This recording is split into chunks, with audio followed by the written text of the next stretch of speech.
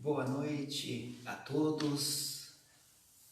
É uma honra, um prazer estarmos novamente através do Facebook, YouTube. Estamos ao vivo aqui agora, nessa sexta-feira, agora 20 horas, na página do Facebook Allan Kardec Varginha, página essa do Centro Espírita 3 de Outubro, aqui em Varginha, no sul de Minas, no nosso querido estado de Minas Gerais, conversando com todos vocês que estão aí em qualquer lugar do Brasil, em qualquer lugar do mundo, no nosso estudo continuado do Evangelho segundo o Espiritismo.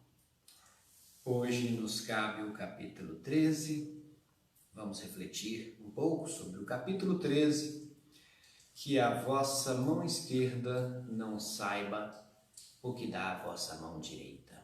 Como todos os capítulos do Evangelho segundo o Espiritismo, bastante relevante, bastante profundo, e nós vamos conversar um pouco sobre este assunto hoje, nessa noite de sexta-feira.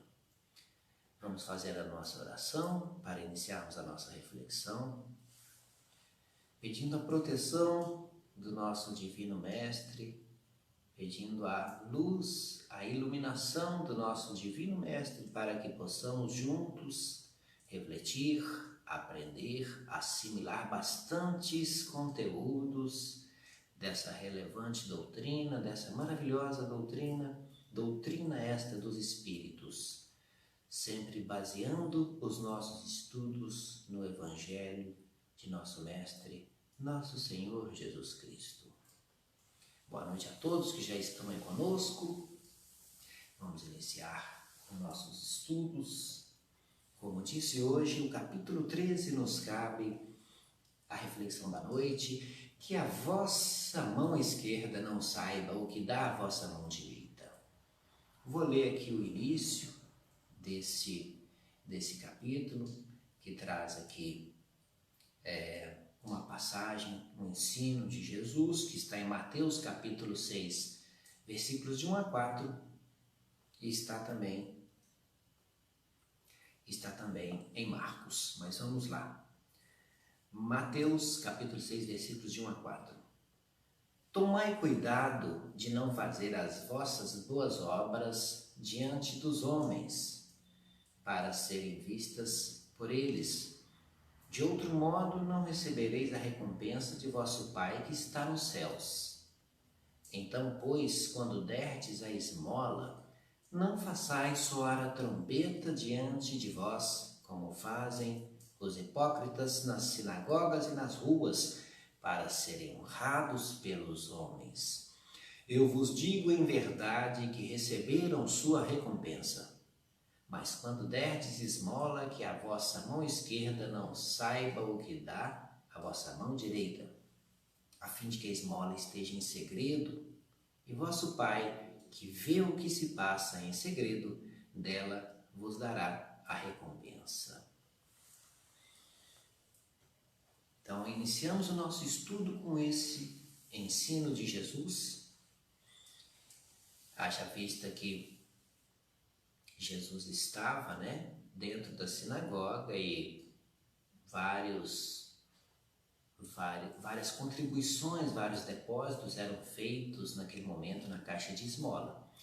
Nós vamos, daqui a pouquinho, já comentar sobre essa passagem. Ela inicia os nossos estudos de hoje.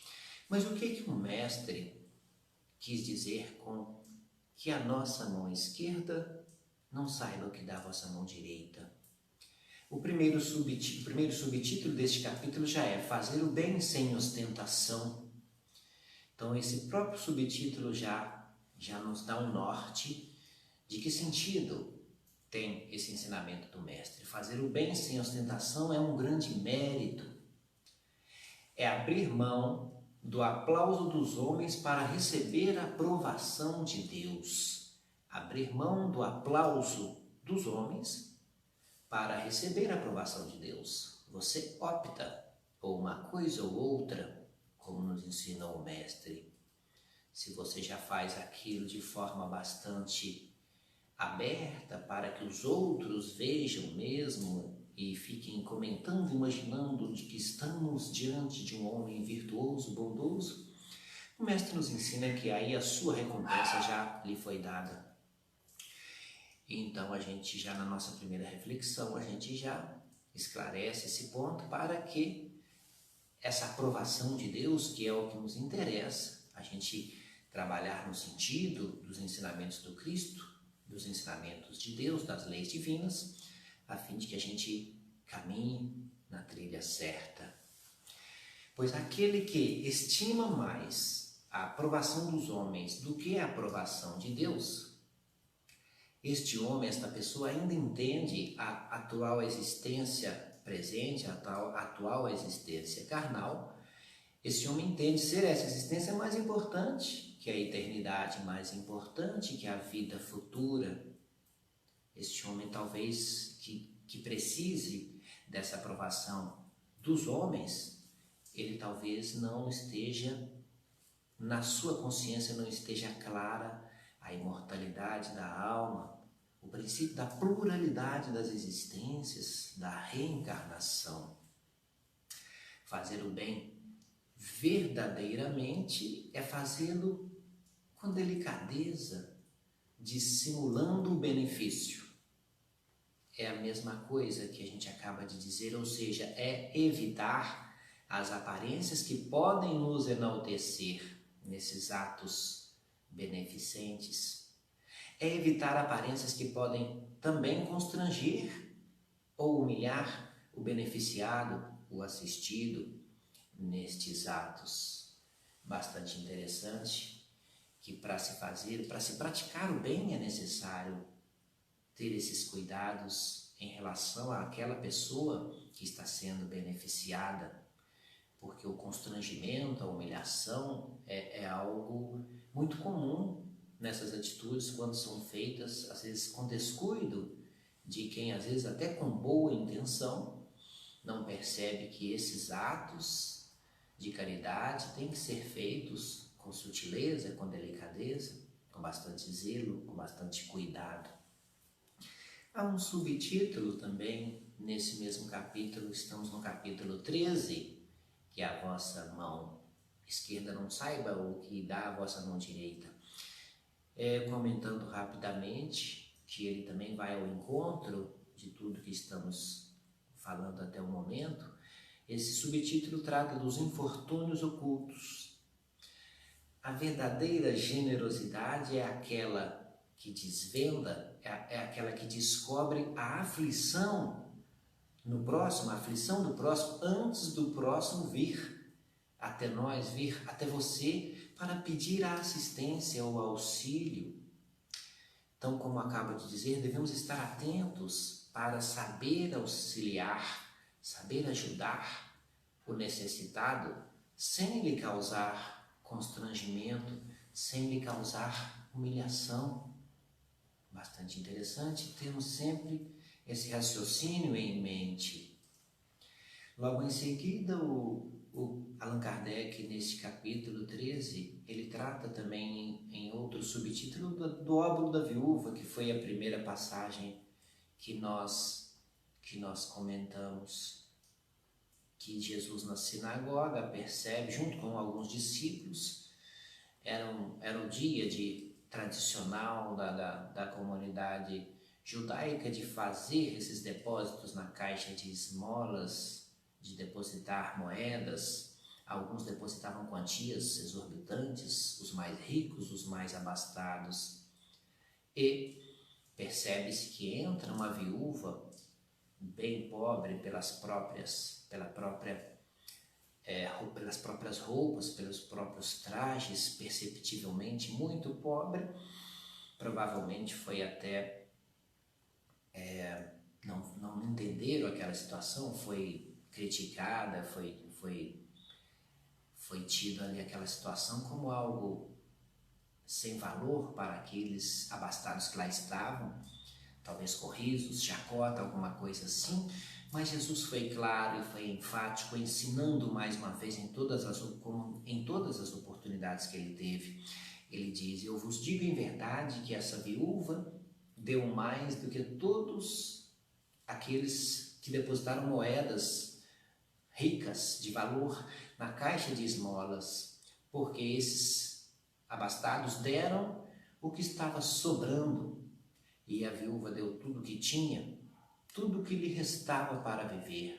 E olha que a viúva deu 2 óbolos, que era a menor moeda corrente naquele momento. 6 óbolos equivaleriam à época, equivalem a 1 denário, que era uma moeda muito comum. 1 denário era mais ou menos um valor de um dia de trabalho. E menos que 1 denário ainda era o óbolo. 6 óbolos completavam mais ou menos 1 denário. E então era um valor bastante pequeno, mas, como Jesus nos ensina, para a viúva pobre era tudo que ela tinha. Então, a verdadeira caridade é essa que pensa nos outros antes mesmo de pensar em si próprio. É a mensagem que fica desse ensinamento, dessa passagem de Marcos no capítulo 12, versículos 41 a 44 e Lucas capítulo 21, versículos 1 a 4. Essa passagem, esse ensinamento dos 2 óbolos da viúva. Aí vamos para uma outra reflexão. Será que é preciso ganhar na Mega Sena para começar a auxiliar o próximo? Será que é preciso ter muito patrimônio, muito dinheiro? Será que é preciso? Diante desse ensinamento que acabamos de refletir, do óbolo da viúva, caridade é apenas ajuda material? Será que não podemos auxiliar o próximo com o nosso trabalho, com a nossa inteligência, com os nossos dons e talentos, tratando já da caridade moral? Porque se você não tem patrimônio, temos certeza de que há muitas formas de praticar a caridade moral, notadamente. E nesse mesmo capítulo é tratada da caridade material e a caridade moral. As duas são importantes, uma não exclui a outra, podendo praticar as duas é melhor. Mas se nós não temos condições de praticar a caridade material, patrimonial, há muitas opções de praticar a caridade moral. Dando um pulinho na questão, no item 886 do Livro dos Espíritos, das 1019 perguntas que há no Livro dos Espíritos, talvez essa seja a única que Kardec, se dirigindo aos espíritos, pergunta qual que era a posição de Jesus sobre determinado assunto. A gente entende que os espíritos que responderam essa pergunta tiveram acesso à posição de Jesus, vamos dizer assim, perguntaram para Jesus.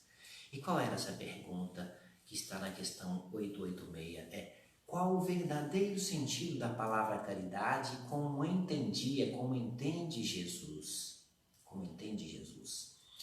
Então Jesus já nos dá, nessa resposta dessa item 886, a caridade moral. E o que Jesus responde sinteticamente?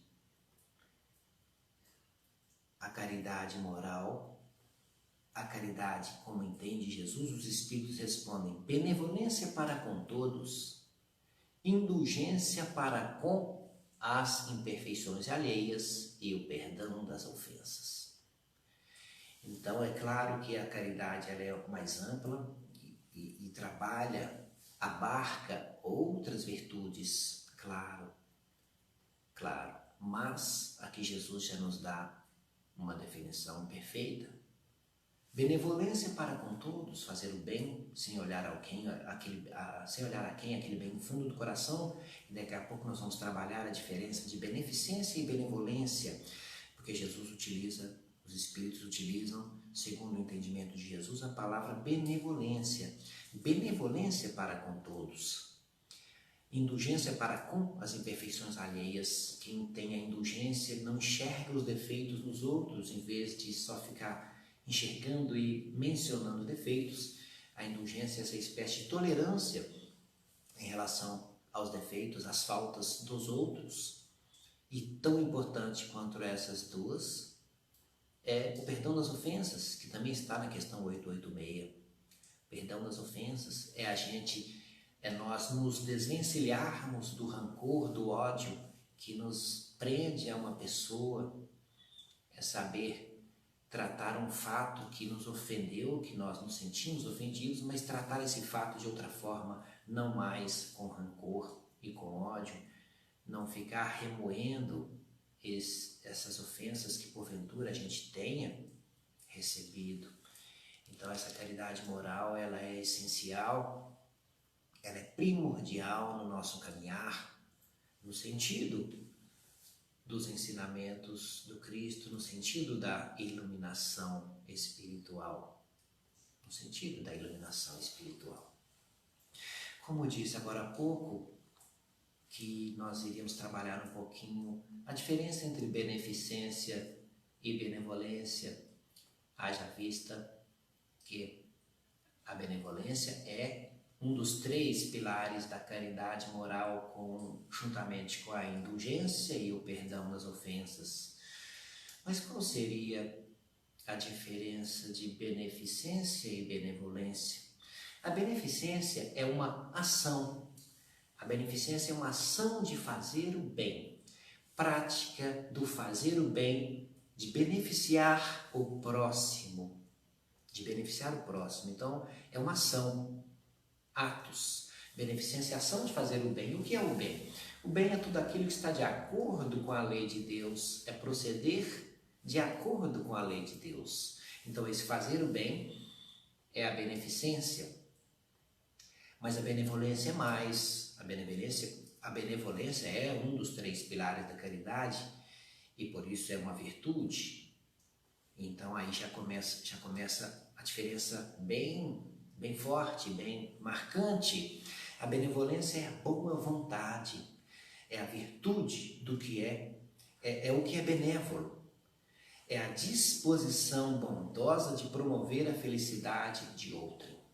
Então a diferença básica já está aí, é uma virtude e parte da boa vontade, não apenas um ato externo que aparentemente ele faz o bem a alguém, a beneficência faz o bem a alguém, mas não necessariamente ela parte do interior e não necessariamente é um ato desinteressado, porque a caridade tem que ser um ato desinteressado, então ela tem que partir do nosso íntimo.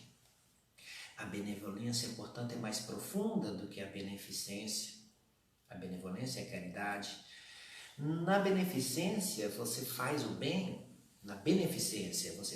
pratica o bem, independente do que está no seu coração, no seu íntimo. Um exemplo que fica claro isso é a questão a distribuição de cestas básicas por políticos, principalmente na véspera da eleição. É um ato beneficente? Sim, porque houve a prática do bem, a satisfação de certas pessoas que estavam precisando da cesta básica, pessoas sem recursos, mas tem benevolência? Tem uma atitude bondosa sem esperar uma contrapartida? É uma atitude desinteressada? Podemos responder que, em regra, não. Quando acontece essa distribuição de cestas básicas nas vésperas de eleições, a gente sabe que, na maioria das vezes, esses políticos estão querendo votos, querendo já serem eleitos. Então, isso não é benevolência, muito menos caridade, que, como vimos, faço questão de repetir, a benevolência é um dos 3 pilares da caridade, como entendia Jesus. Benevolência para com todos, indulgência para com as imperfeições alheias e perdão das ofensas. Então a benevolência, como um desses 3 pilares básicos da caridade, é caracterizada pelo desinteresse. A benevolência é caracterizada pelo desinteresse. A benevolência vive, ela se propaga no ardor natural do coração. É uma virtude, portanto, sem pensamentos ocultos. A virtude ela não tem pensamentos ocultos, senão não é virtude. Não sendo virtude, não pode ser caridade. Então vamos guardar bastante essa diferença entre beneficência e benevolência. Para ser benevolente, portanto, caridoso, é preciso boa vontade. É preciso boa vontade. No século XVIII, antes um pouco de Kardec, um filósofo e professor alemão, Immanuel Kant, ele já definia a virtude dessa forma que nós entendemos até hoje, sob a luz da doutrina espírita, por Allan Kardec. Kant dizia: a virtude é a prática desinteressada no bem, a prática desinteressada do bem é a virtude. Desinteresse é a palavra-chave, a ausência de pensamentos ocultos, a ausência de querer uma contrapartida. Eu não posso querer uma contrapartida, senão o que eu estou fazendo não passam de atos beneficentes. Uma prática de um bem que vai produzir algum benefício a alguém, mas e a nossa transformação íntima? O que passa no nosso coração? E Kant ainda complementa que, ainda que você pratique o bem por medo de Deus ou para bajular Deus, também não é virtude, complementa Kant. Não é virtude. Porque você tendo medo ou querendo bajular Deus no seu ego, você está com interesse, você está alimentando um interesse que não é o que nos ensina o Mestre Jesus e não é o que nos traz a doutrina espírita. A bondade, portanto, ela deve ser construída, edificada dentro de nós. Dentro de nós. Porque se apenas praticarmos o bem, ou seja, os atos beneficentes, atos beneficentes não interessa o que passa dentro da gente, de uma hora para outra, se a gente ficar só praticando atos beneficentes, de uma hora para outra nós mudamos de interesse. Vêm outros interesses melhores para nós e aí o que acontece? Deixamos de praticar o bem. Porque esse bem ainda não está consolidado, compreendido no nosso espírito, no nosso interior, na nossa consciência. Olha que interessante. Então, por isso, os espíritos utilizaram na questão 886, que está no Livro dos Espíritos, nas leis morais, mais precisamente dentro da lei de amor, caridade e justiça, os espíritos utilizaram a palavra benevolência. Então, nós vamos entender essa benevolência como essa construção interior, como virtude. Para adquirir essa virtude, é necessário que seja algo constante, edificado entre nós. Porque uma pessoa orgulhosa ou egoísta pode praticar atos generosos, atos beneficentes. Mas dizer que essa pessoa já tem a virtude da caridade é uma outra questão. É uma outra questão. E é uma questão difícil de adquirir. A gente tem que trabalhar incessantemente nesse sentido. Trabalhar bastante nesse sentido. Vamos exemplificar um pouco essa questão da benevolência com a beneficência. É um caso que eu já contei, que eu sempre conto quando tenho oportunidade de tratar esse assunto. É um caso que aconteceu em 2008 com o jogador Cristiano Ronaldo, o português Cristiano Ronaldo, que eu gosto bastante de futebol, sempre acompanho e admiro bastante o trabalho desse rapaz. E Cristiano Ronaldo, em 2018, ele foi passar umas férias na Grécia, num resort, num hotel 5 estrelas, onde a diária era aproximadamente 8.000 euros, que no dinheiro de hoje é quase 50 mil reais. O Cristiano Ronaldo ficou lá com a família durante uma semana e me parece, pelo que consta, que ele pediu uma certa privacidade e todos os funcionários empregados desse hotel, o Costa Navarino, um hotel grego, um resort grego 5 estrelas, todos esses funcionários, eles ajudaram para que o Cristiano com a sua família passasse uma semana lá ou duas, não lembro bem o tempo, acho que uma semana, de forma bastante privada com os seus familiares. E quando o Cristiano deixa o hotel, ele deixa uma pequena, entre aspas, gorjeta para que todos os funcionários dividissem de forma igual entre eles.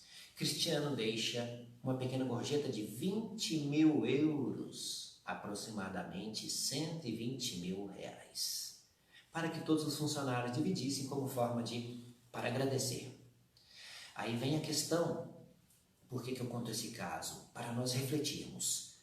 Cristiano Ronaldo dando essa gorjeta para os funcionários do hotel Costa Marino, na Grécia. Ele praticou benevolência, caridade ou apenas um ato beneficente?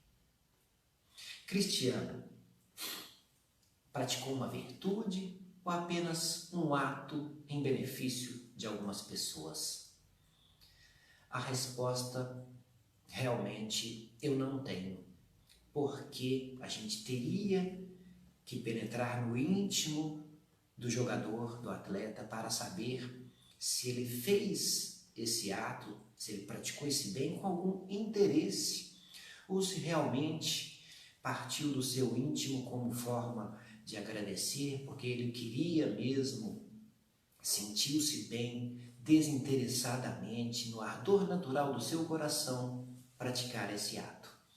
Então é bastante interessante a gente refletir no que está ao nosso redor para a gente trazer para nós mesmos, como nós praticamos os pequenos atos em benefício de terceiros. É só um ato mesmo que vai beneficiar momentaneamente alguém, ou já está ocorrendo uma reforma íntima dentro de nós?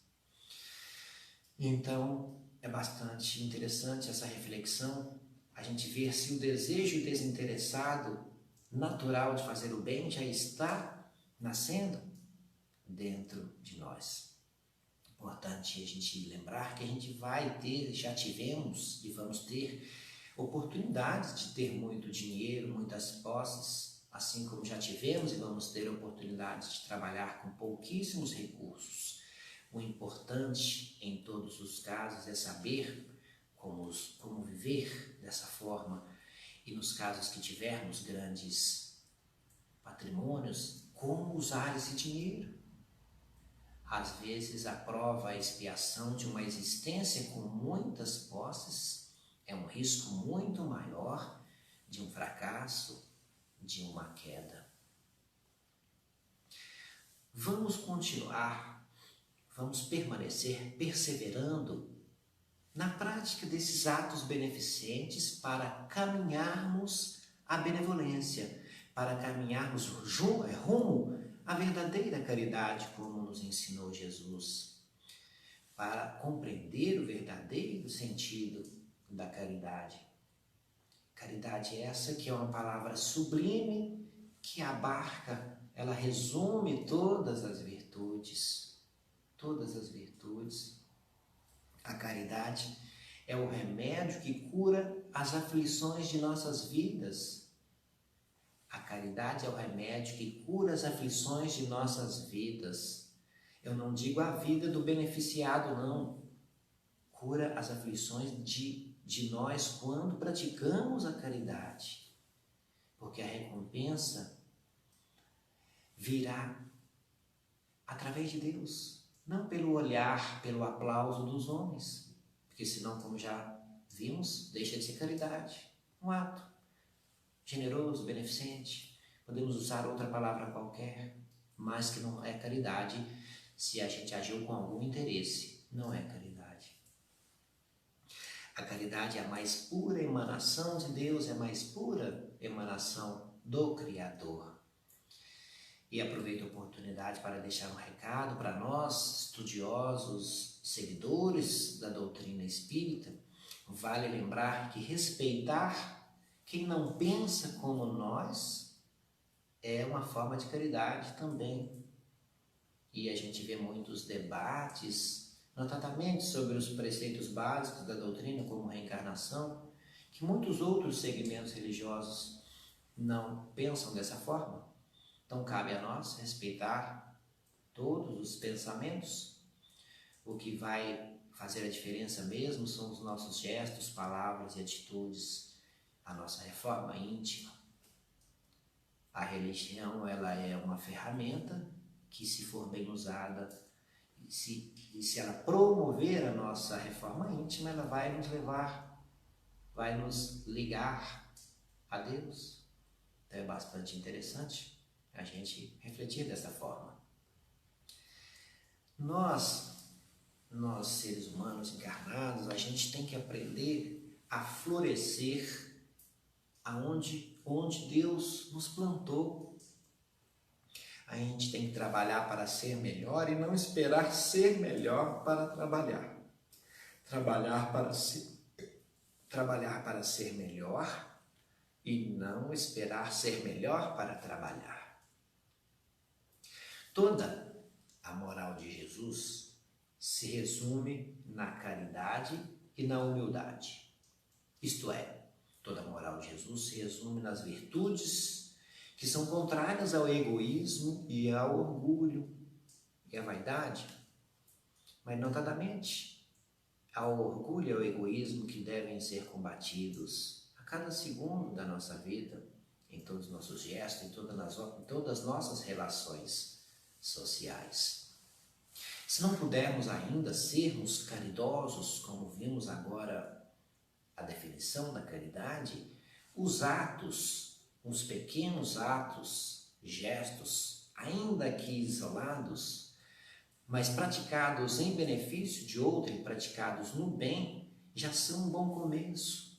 É uma transição para nós chegarmos um dia a sermos virtuosos, termos virtude, que, como eu disse agora há pouco, a virtude tem que ser 24 horas, tem que ser inserida em nós, tem que fazer parte de nós, não gestos isolados. Mas enquanto isso não acontece, os pequenos atos, gestos, já nos conduzem, já vão nos preparando para galgarmos esse terreno, esse grau maior que é de sermos seres humanos virtuosos.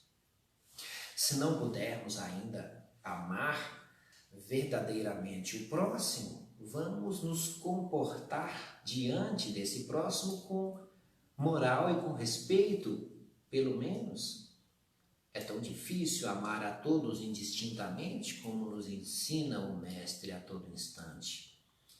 Mas como a moral imita o amor e nós ainda não temos essa condição plena de amar indistintamente, vamos nos policiar para mantermos a ética, a moral e o respeito em nossa conduta, em nossos atos, nossos pensamentos, nossos gestos, para ir nos preparando para um passo maior. É um bom começo também. O importante é caminhar para frente, ainda que lentamente, não ficarmos estagnados, caminharmos para frente. Então estamos hoje conversando, refletindo sobre o capítulo 13 do Evangelho segundo o Espiritismo, que a vossa mão esquerda não saiba o que a mão direita dá, o que dá a mão direita. Nós estamos chegando ao final da nossa reflexão, mas eu estava lembrando aqui um caso bastante interessante, caso esse que é contado pelo Padre Léo de uma forma brilhante, mas eu vou trazer apenas o sentido que vem ao encontro do nosso tema de hoje. É um caso em que um pai de família, dentro de uma família muito grande, ele se encontrava com diversos problemas de dívida, de relacionamento com a família, muita briga, uma confusão daquelas muito fortes, pessoas sem ligação nenhuma com nenhuma religiosidade, até que ele tem uma ideia de consultar um sábio que tinha condição de ajudá-lo, segundo ele foi informado, e ele vai até esse sábio, e esse sábio, já percebendo que o que faltava nesse homem, nessa família, era religiosidade, era entender as leis de Deus, esse sábio diz ao homem: olha, o problema todo da sua família é que vocês estão cometendo um grande pecado, porque Jesus está disfarçado na sua família. O sábio disse isso ao homem: Jesus está encarnado, está disfarçado, ele é um dos entes da sua família, um dos membros da sua família. E esse homem então fala: o quê? Você não conhece a minha família? Lá tem minha sogra, meu cunhado, meus filhos tudo atrapalhado, minha mulher, a gente briga o dia inteiro, eu sou alcoólatra, minha mulher tem problema com remédio, meu filho usa droga.